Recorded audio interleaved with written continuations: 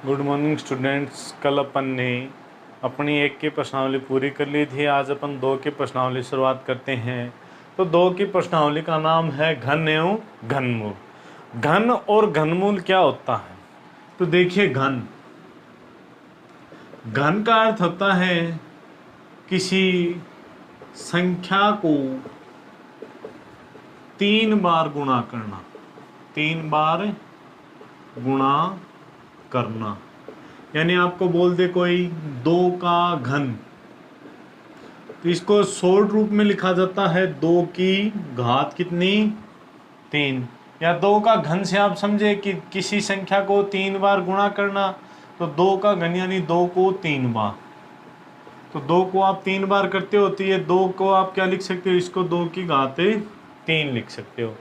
तो यानी क्यूब हो गई। इसको दूसरा नाम क्या बोल सकते हैं?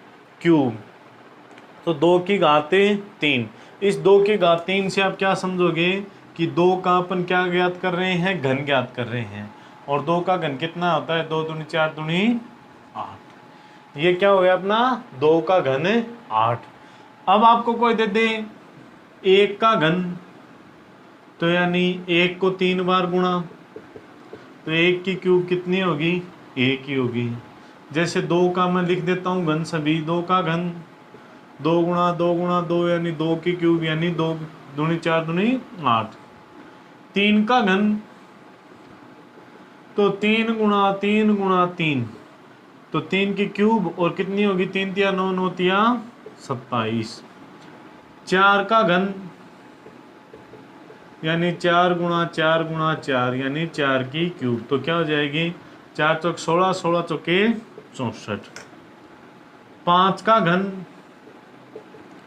5 गुणा 5 गुणा 5 यानी 5 की क्यूब कितनी होगी? 5 5 25, 25 5 125। 6 का घन 6 गुणा 6 गुणा 6 यानी 6 की क्यूब 6 6 36, 36 छिक्का 216। 7 का घन 7 गुणा 7 गुणा 7 यानी 7 की क्यूब कितनी होगी? 7 7 49, 49 7 343। 8 का घन 8 गुणा 8 गुणा 8, तो यानी 8 की क्यूब और 8 8 64 है। 64 8 512। फिर 9 का घन तो 9 गुणा 9 गुणा 9 यानी 9 की क्यूब यानी 729। 10 का घन यानी 10 गुणा 10 गुणा 10 यानी 10 की क्यूब। 10 की क्यूब कितनी होगी? 1000। यानी इस प्रकार से ये 1 से लेकर 10 तक के घन हैं, इनको आपको ध्यान में रखना है। क्या ध्यान में रखना है? 1 से 10 तक के घन, यानी कोई भी आपको पूछ ले तो सीधे आपको गुणा न करनी पड़े, आपको सीधा याद। यानी 1 की क्यूब 1, 2 की क्यूब 8, 3 की 27, 4 की 64, 5 की 125, 6 की 216, 7 की 343, 8 की 512, 9 की 729, 10 की 1000। इस प्रकार से आप 10 तक तो कम से कम याद करो। अगर आप आगे भी याद कर सकते हो तो 20 तक याद कर लेना। फिर इसमें आपको एक बात ध्यान में क्या रखनी है कि जैसे आपको किसी संख्या का घनमूल निकालना, क्या निकालना हो? घनमूल निकालना हो। तो घनमूल निकालोगे तो देखिए घनमूल क्या होता है?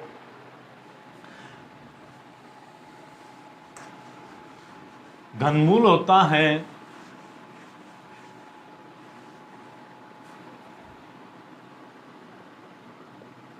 घनमूल होता है कि किसी संख्या की घात कितनी हो जाए? 1/3 हो जाए। यानी किसी संख्या की घात कितनी हो जाए? 3 हो जाए। घन और मूल यानी घनमूल, जैसे जो अपन को राशि दी हुई है उसका मूल राशि कितनी थी वो अपन को ज्ञात करनी। जैसे आपको पूछे 8 का घनमूल, तो 8 का घनमूल कितना होगा? 8 की घात 1/3 और 8 का आपको पता ही है कितने का होगा? 2 का। आप ये निकाल के कैसे देखोगे? आप इस प्रकार से 8 सबसे पहले भाग दिया 2 का तो 4, फिर 2 का 2, 2 का 1, तो यानी अपन 8 को क्या लिख सकते हैं 2 गुणा 2 गुणा 2। तो ये 3 का इसमें एक जोड़ा बनता है तो क्या निकलाएगा, इसका घनमूल 2 आ जाएगा। ये होता है अपना घनमूल। इसी प्रश्नावली में अपन घन और घनमूल की बात करेंगे। अब अपन प्रश्नावली 2.1 शुरुआत करते हैं।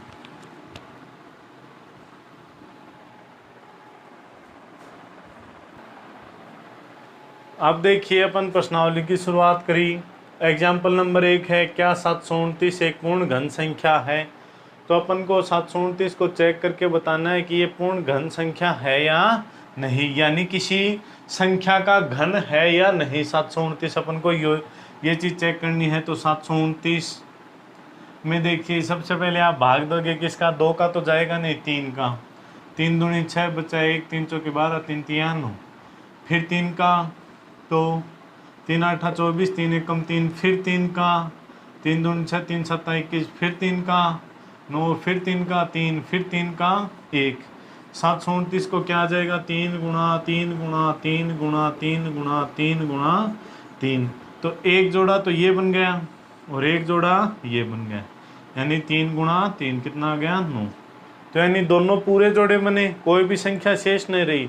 तो लिख देंगे हाँ 729 पूर्ण घन संख्या है, यह 9 का घन है। इस प्रकार से दूसरा उदाहरण देखिए, क्या 432 एक पूर्ण घन संख्या है। चेक कीजिए 432 को, 2 का जाएगा 2 दूनी 4, 2 एकम 2, 2 छिक 12, 2 का जाएगा 2 एकम 2 0 8, 2 का जाएगा 2 5 और 4, 2 का जाएगा 2 7, 27 में 3 का जाएगा 9, 3 3 3 1।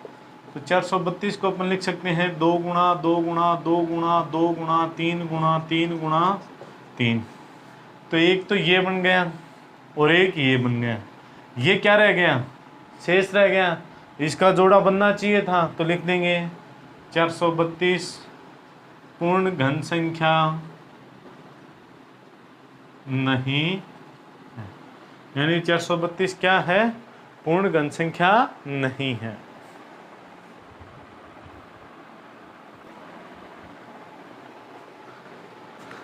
अब देखिए उदाहरण 3, क्या 5400 एक पूर्ण घन संख्या है, यदि नहीं तो ऐसी सबसे छोटी संख्या बताओ जिसे 5400 से गुणा करने पर पूर्ण घन संख्या प्राप्त हो। तो पहले अपन को देखना है कि 5400 है या नहीं। तो 2 का भाग जाएगा कितना आएगा 2700, फिर 2 का जाएगा तो 2 एकम 2, 2 तिया 6, 2 5 10 और 0, फिर 2 का 2 छिक 12 और 1 2 7 14, 1 2 5 10, फिर 3 का देखिए 3 दूनी 6, 3 दूनी 6, 3 5 15, फिर 3 का देखिए 3 7 21, 3 5 15, फिर 3 का 25, फिर 5 का 5 5 5 1। तो 5400 में देखिए 2 गुणा 2 गुणा 2 गुणा 3 गुणा 3 गुणा 3 गुणा 5 गुणा 5, ये आ गया।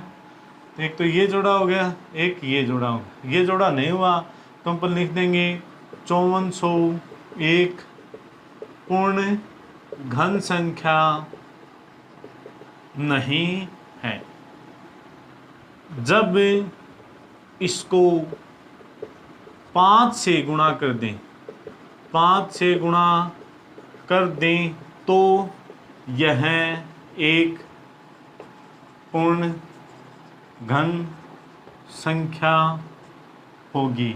तो देखिए भी मैंने 5 से गुणा क्यों किया, क्योंकि यहाँ में 2 5 थे। अगर एक यहाँ पे 5 हो जाता, अगर यहाँ पे गुणा में एक 5 हो जाता तो उसका एक जोड़ा बन जाता, और जोड़ा बनते ही ये क्या हो जाएगी, एक पूर्ण घन संख्या। तो इसलिए मैंने लिखा जब इसको 5 से गुणा कर दें तो यह एक पूर्ण घन संख्या हो जाएगी।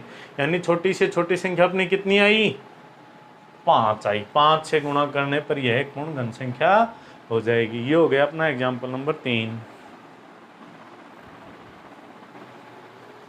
अब देखिए एग्जाम्पल नंबर 4, क्या 1188 एक पूर्ण घन है, यदि नहीं तो किस छोटी संख्या से 1188 को भाग दिया जाए कि भागफल एक पूर्ण घन संख्या प्राप्त हो जाए, ये अपन को चेक करना है।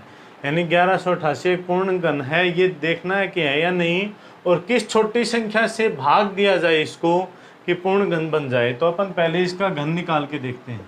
तो 1188 में 2 का भाग दिया, 2 5 10 बचाए, 2 9 18, 2 चौके 8, फिर 2 का दिया, 2 दूनी 4, 9 दूनी 18, 2 7 14, 297 आ गए। 3 का दे के देखिए तो 9 तिया 27 और 9 तिया 27, फिर 3 का 33, फिर 3 का 11, फिर 11 का 1।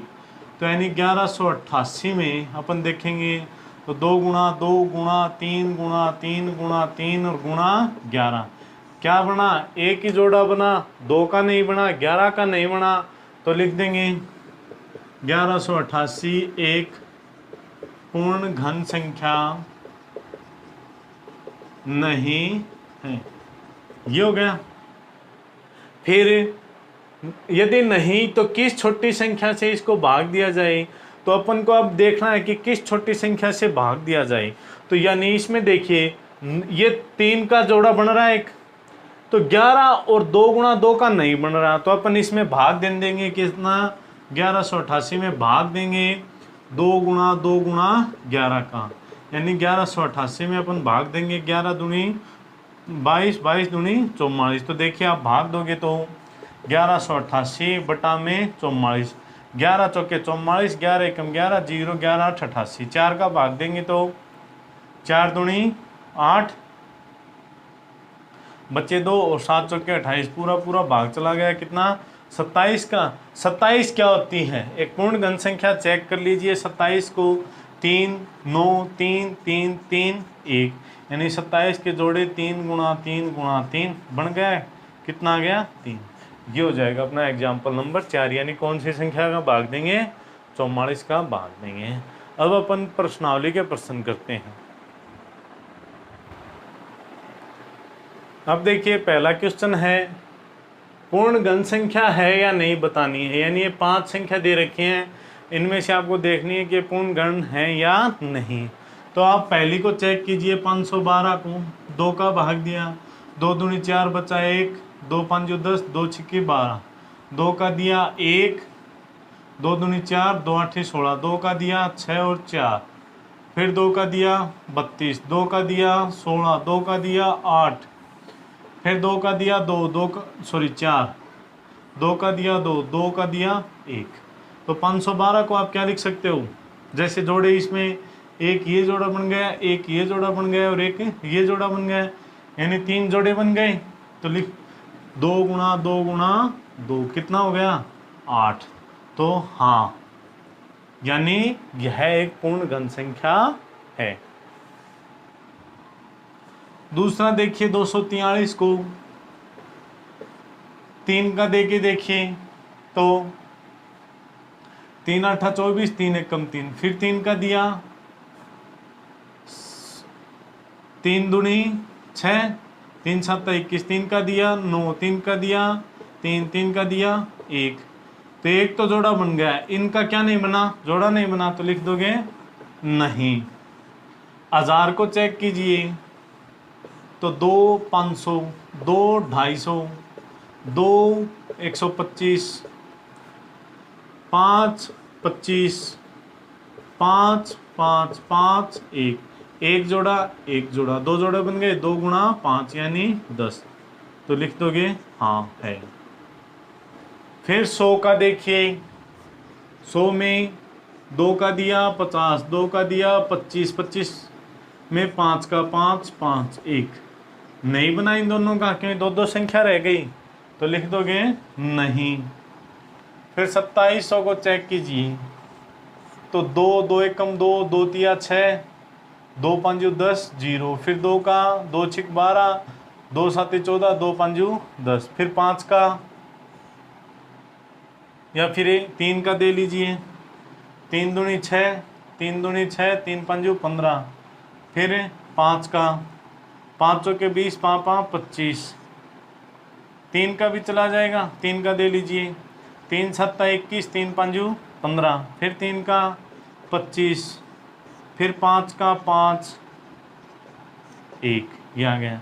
3 का तो जोड़ा बन गया, लेकिन 2 भी रह गए और 5 भी क्या रह गया, अधूरा रह गया, तो ये क्या होगा, नहीं। तो ये हो गया अपना क्वेश्चन नंबर 1। 3 क्वेश्चन और बचे हैं, वो अपन करेंगे कल।